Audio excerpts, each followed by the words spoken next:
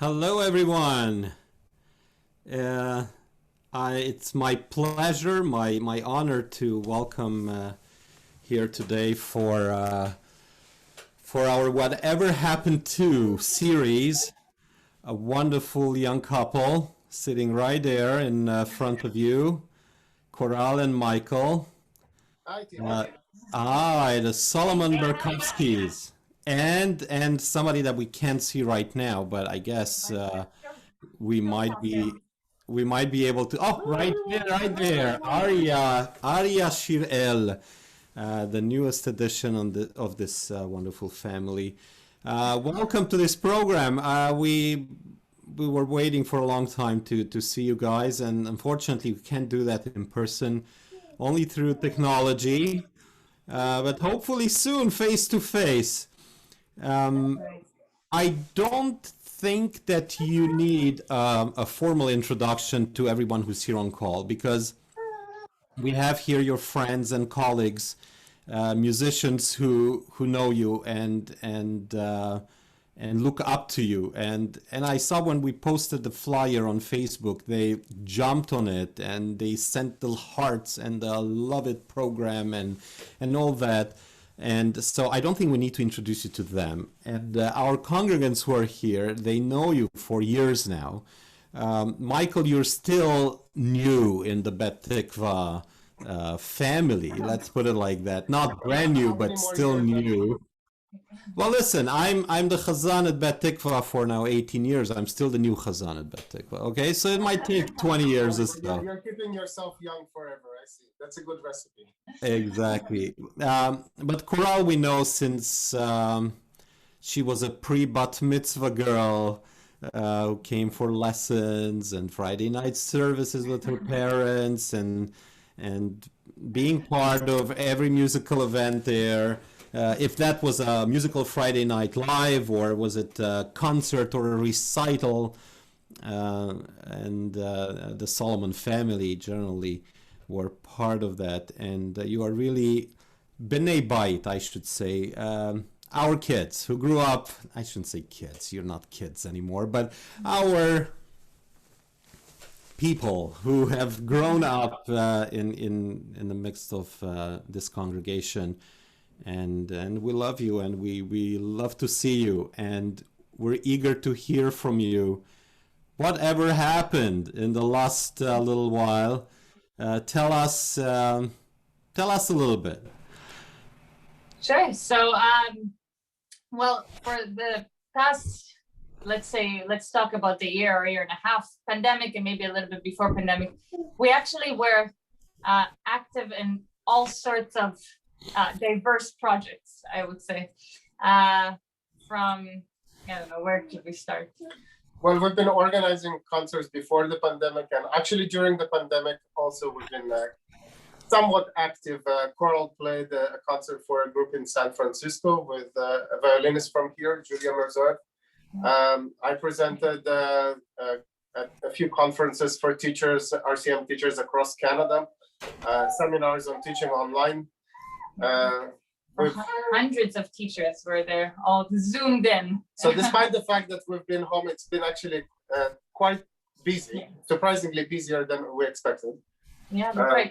Actually, Michael recorded, the nice thing about, we're all not happy with, all the things that we are at mercy at because of this pandemic, but the RCM, the Royal Conservatory, is actually semi-closed for the moment. So they have a lot of openings in Kerner Hall for recordings. So Michael actually got to do the recordings for the Royal Conservatory series. He was one of the pianists in Kerner Hall. So that was that was actually a surreal experience to recording Kerner Hall, a hall for 1,200 people, but there was not a single person on stage there, except for the cameraman who was very far away from me. I can totally commiserate with that feeling. I've been davening in the synagogue for the last year with literally 2, 3, 4 people around me most of the time, handling cameras and sound equipment or some instruments while we were recording. So I totally understand. It's a big change And it's something to get used to, I guess, when you know that either instantly or down the road at some point, a lot of people will be watching you. So acting throughout your performance, that's a key element. And I know what an adjustment was that for me at the beginning of this pandemic, but I guess I grew into it. So how do you feel about that when you're there alone? It's very awkward. You understand the feeling, and I think it made it clear for us that arts, or as a society, we cannot stay separated like this, because to experience art, live art, you have to meet in person. The atmosphere, this magical energy in the air cannot be replicated online, no matter how hard we try, with Zoom. And of course, those are kind of good alternatives for now, but I'm very hopeful that we'll resume somewhat of a more normal life sooner than later. That's right. Yeah, unfortunately, it's the reality we're in now. And the thing is, it might also stay for some. It's been a little bit of kind of a better time for some students that are far away, that don't live in a big city. They had access now to online teachings. Like, we even had students that used to travel from very far to come, and the fact that we could do it online, for them it helped, for example. But anyways, we do prefer real thing. What we were very impressed with during this time is how motivated we had some students that stayed really motivated and stayed on top of their game. And I think the hardest hit in this were the students having no real interactions. So I was actually adjudicating a few online festivals at this time.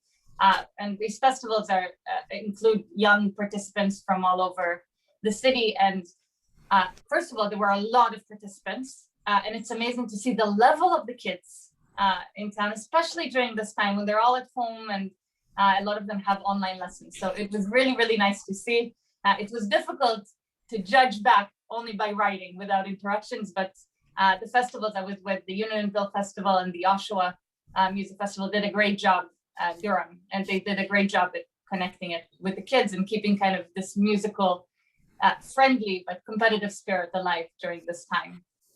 So I guess there are pluses and minuses when it comes to musical performance during a pandemic. More people have access to learning. More people have access to the best teachers for wherever in the world. It's just a click away, and you can learn from the top-notch people. But I remember when you grew up, Coral, and you traveled the world, and you concertized across Europe and Israel and North America. I mean, these kids are missing that. Missing out on that, I guess. I don't know if it's going to affect it. What do you feel about that? Well, yeah. Well, unfortunately, this year did put a hold on live performances. But actually, towards the beginning, in the summer of this pandemic, we had a student, a very good student of ours, Sunny Ritter. She's actually in the special program in the academy downtown. And what she did, she was involved in this concert outdoors in a barn, and she played a solo recital with very cool lights and with live audience and also other living things. Mm-hmm.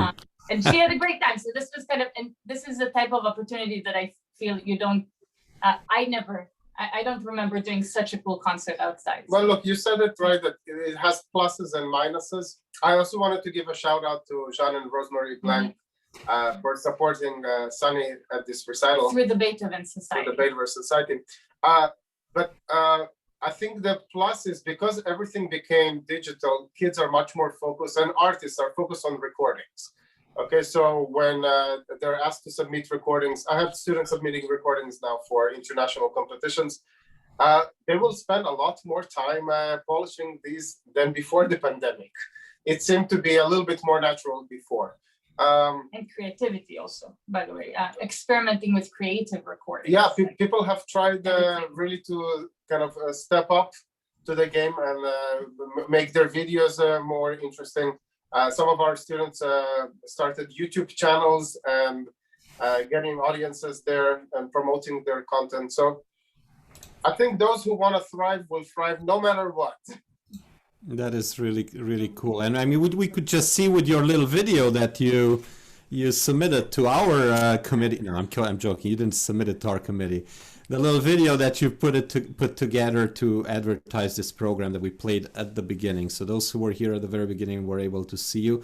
And I understand you might be able to show them a little bit of that later in this program. That was done so nicely. It was so lovely to see the two of you and that beautiful little girl. So what is she standing on in between those pianos? By the way, your house looks like you only have pianos there, by the way. We only have 6 pianos, yes. Do you have 6 pianos? Yes. That's unbelievable. Wow.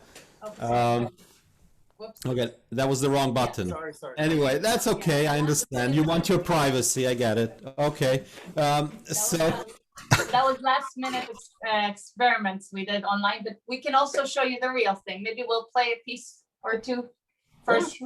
That would be amazing. Yeah. So we'll start with the romantic one. It's called The Romance by Gustavino. It was in that little promo video we did. And Gustavino, we came in, kind of discovered his music recently. He's an Argentinian composer, born just before the break of the First World War. And he has very, very beautiful stuff. We befriended a very good Argentinian pianist, actually, by the name of Alexander Panizza. And he said something kind of sincere about his music. So although he's born in the 20th century, he's a kind of a contemporary composer. He actually lived all the way right till 2000. But he always wrote in the style of kind of the more late romantic period, never really went too modern. He believed in melodies. So there was once an interviewer that came to his house, and he, after they finished speaking, as the interviewer was leaving, Gustavino yelled after him, "Viva la melodia," which means live on the melody. So I think you guys will listen and see this. He really creates some beautiful melodies in his music.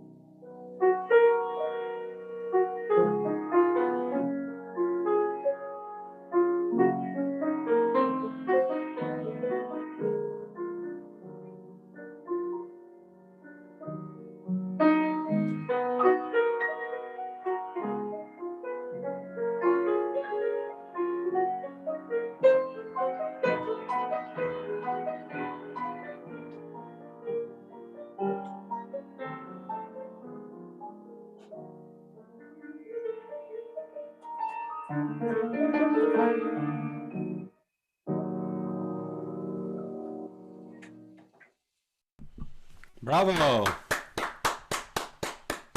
How do you feel to hear applauses after you played piano? This past year you didn't hear many applauses, eh?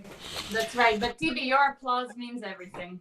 Oh, that's so sweet. That's very nice. It was beautiful.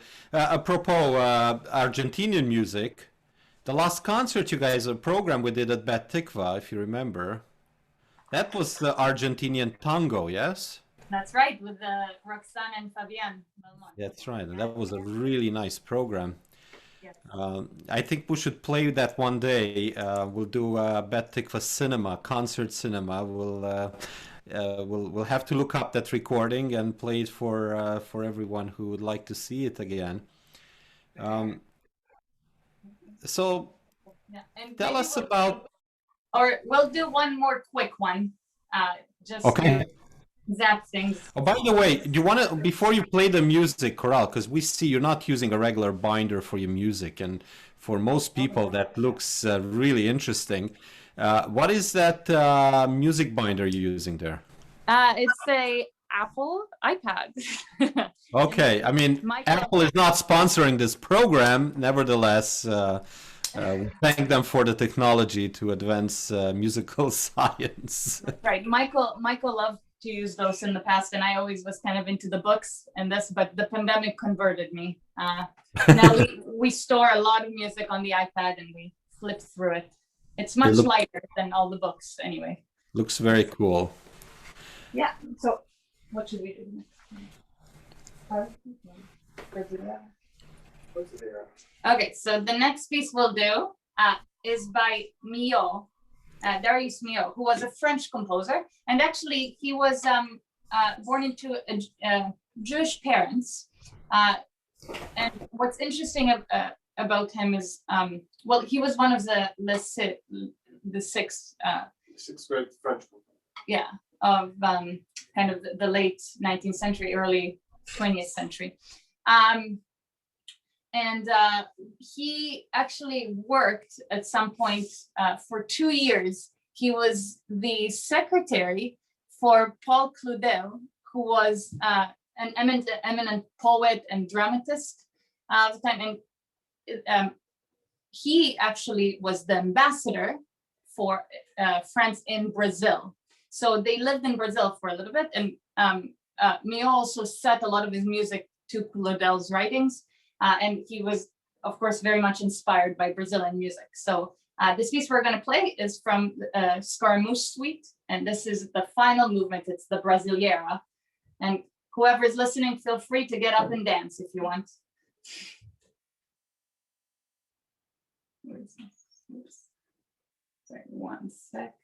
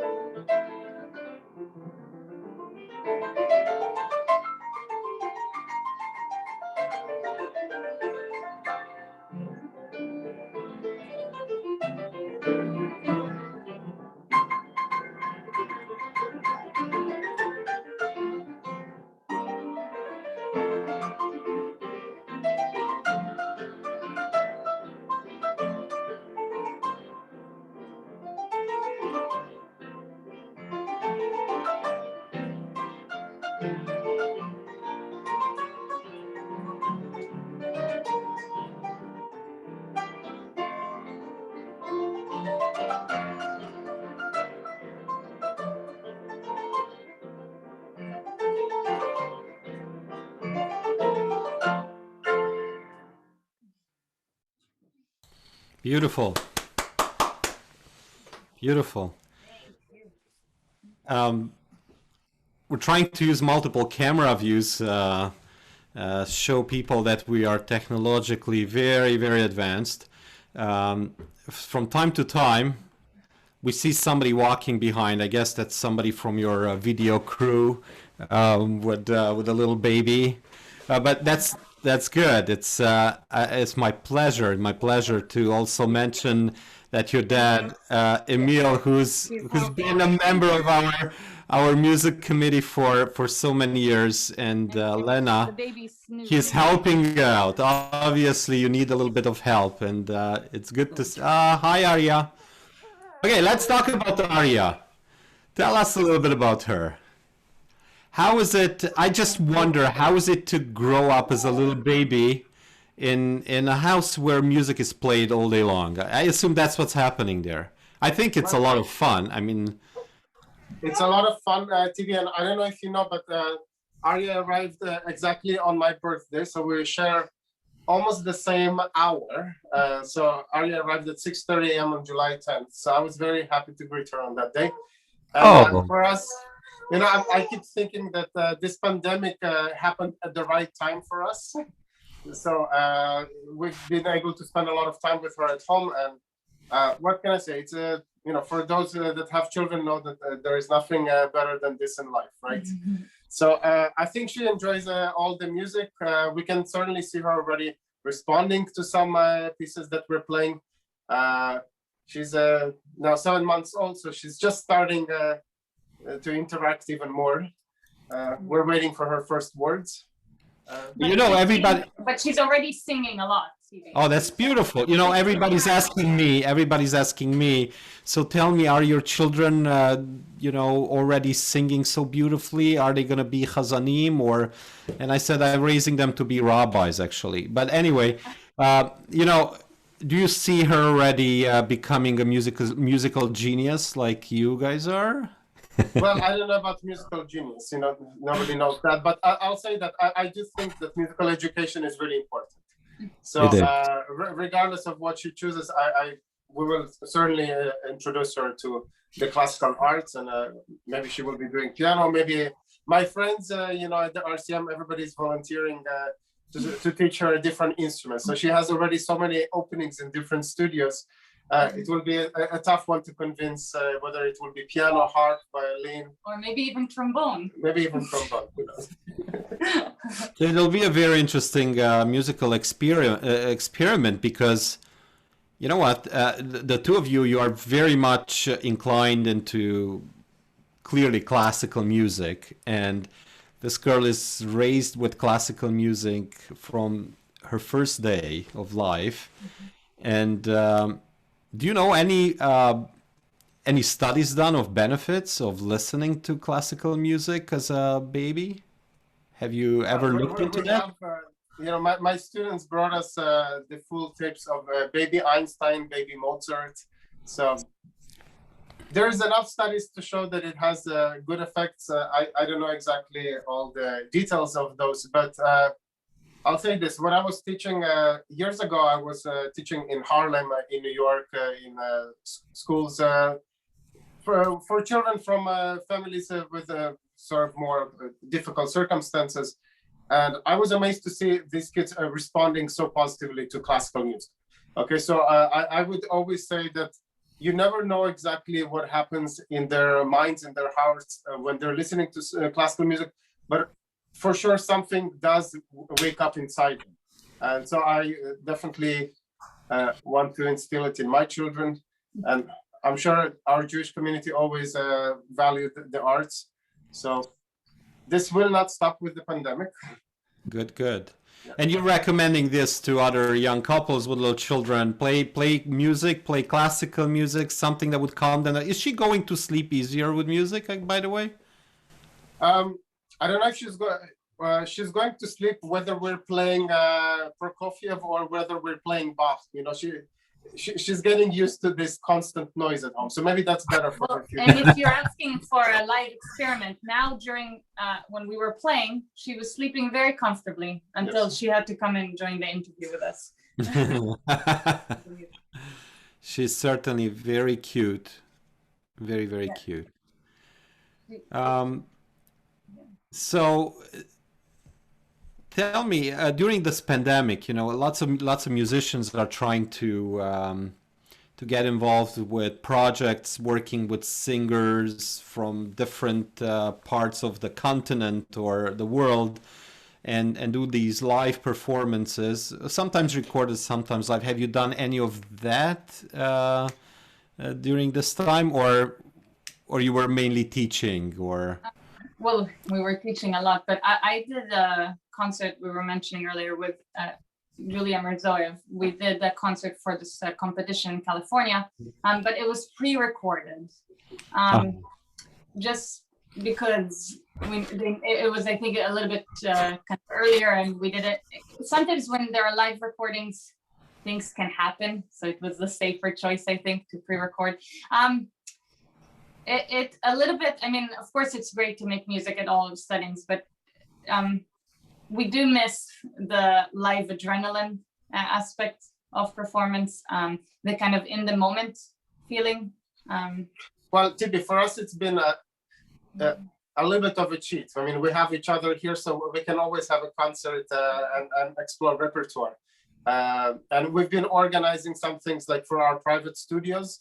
So the kids have been meeting at the end of the month, playing for each other, and we've been sharing things virtually. And we also, sometimes I did a few videos, like collaborations with students of mine, where they will send me a recording, I add my track, then it goes back to his side to adjust a little bit the timing, then goes back to mine, I adjust my timing. It's a lot of work for something that if it was done in a regular setting would be done in a heartbeat. But we've experimented with everything possible. Like we try to reach to new audiences. Primarily we were focused on our students. We both have a very good, and we're very fortunate with the students that we have.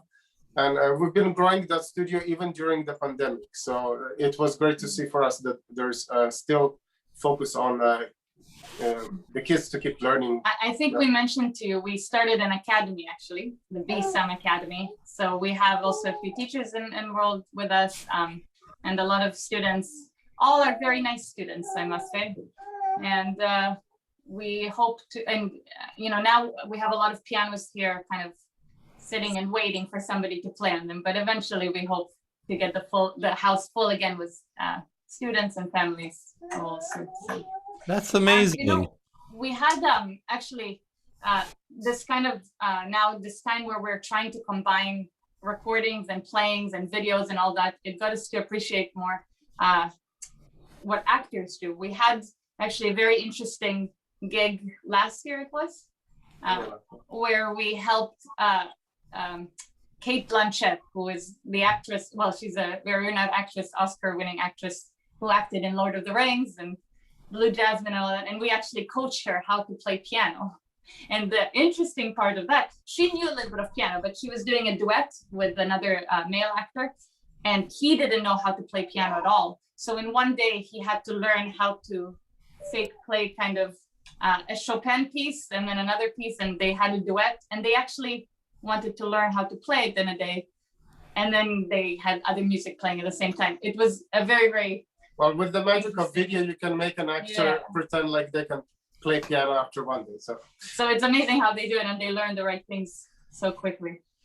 Yeah, that was fun. So speaking about Hollywood, maybe we'll transition to some movie or Broadway type of music. Yeah, do you remember in our last concert, we played a four-hands version of L'Chaim from Fiddler on the Roof. It was two concerts ago. Concerts ago, that's right. Mm-hmm. So we thought maybe we'll play this one again. It's so much fun to play it. Do you want the other one too?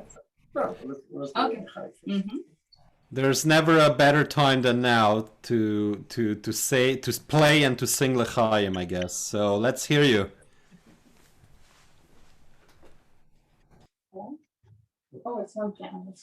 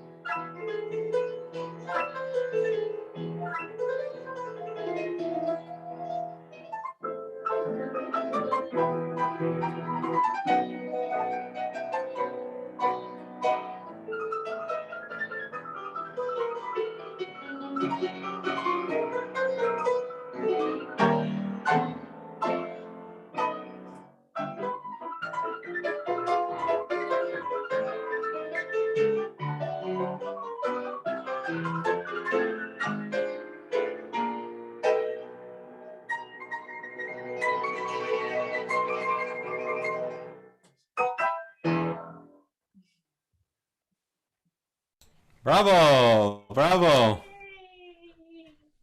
It's also nice to see Ariya dancing above you, behind you, going around.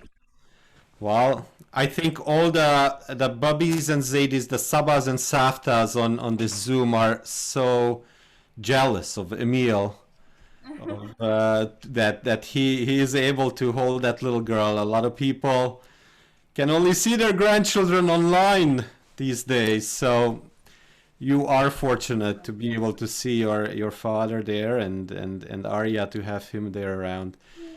Um, For sure.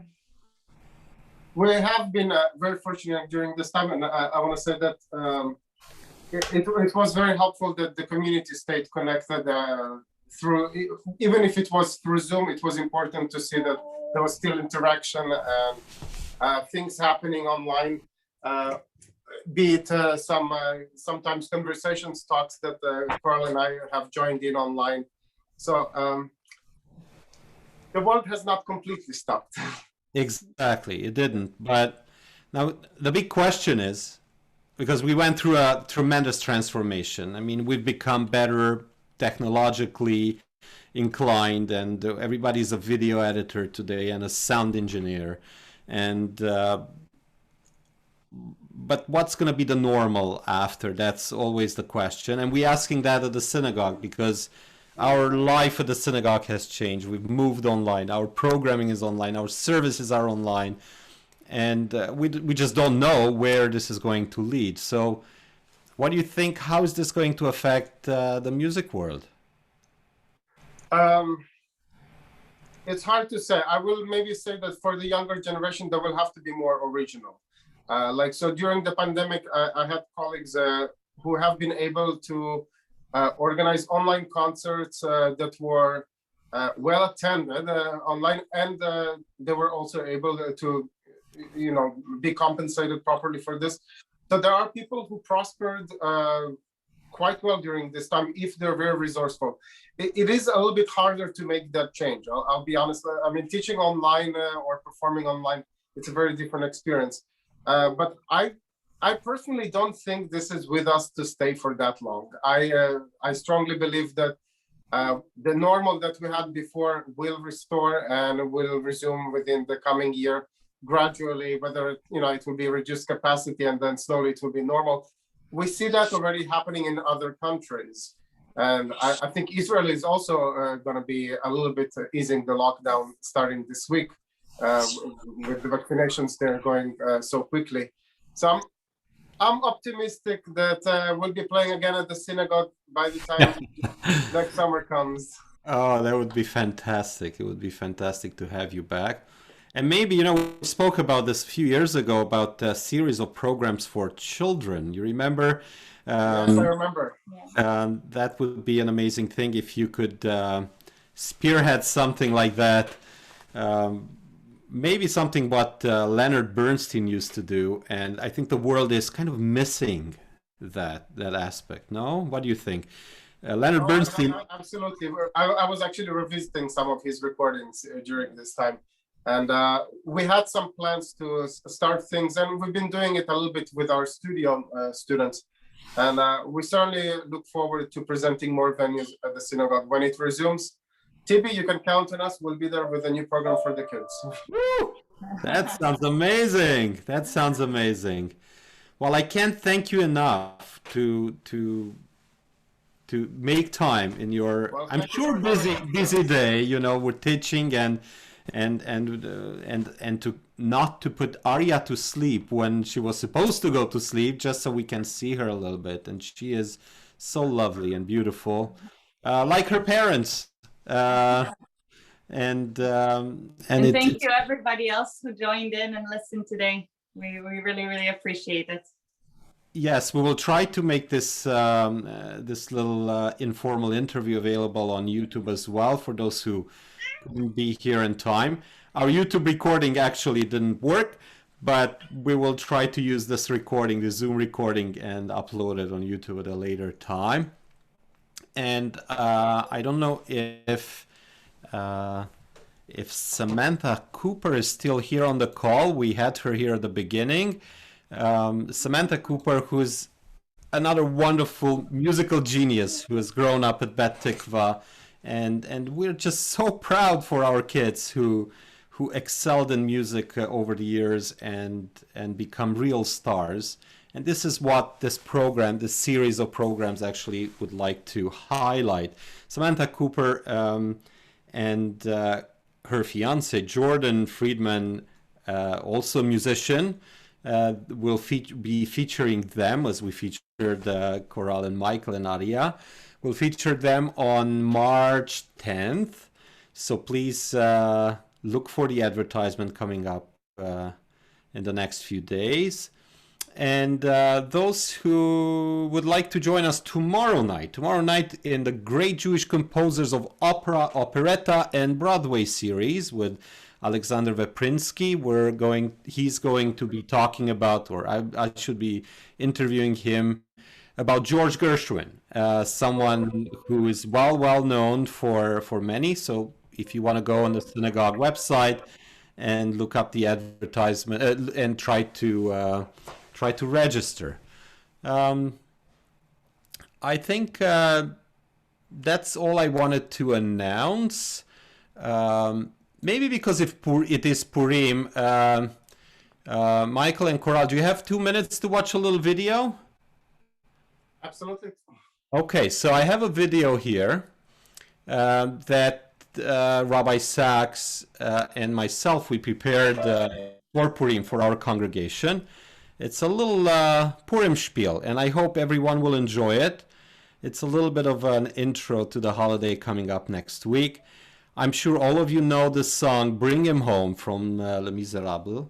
Yes? Well, this is a twist on that song, a little Purim spiel, showing how much we miss synagogue and mainly how much we miss socializing and eating at Kiddush, obviously, the highlight of our Saturday mornings. So here's a little preview of the video. By the way, you are the first ones to watch this, okay?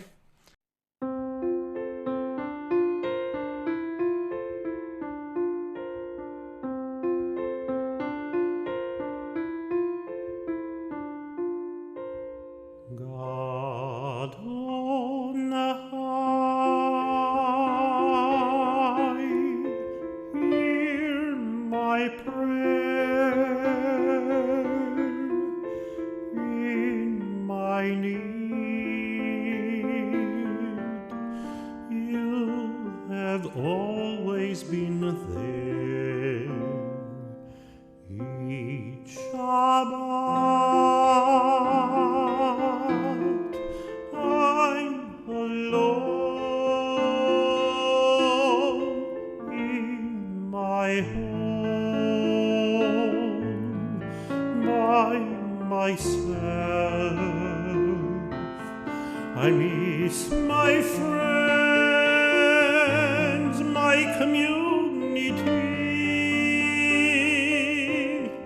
It's just me. Above all else, I have a wish to have a Bet Tikva Kiddush, to greet each other one by one. Shabbat Shalom, good Shabbos. I've never thought it could be gone. Potato chips, tuna fish, the old cake on a plastic dish. You can take, you can give. Let us eat, let us speak, not through screens, but face to face at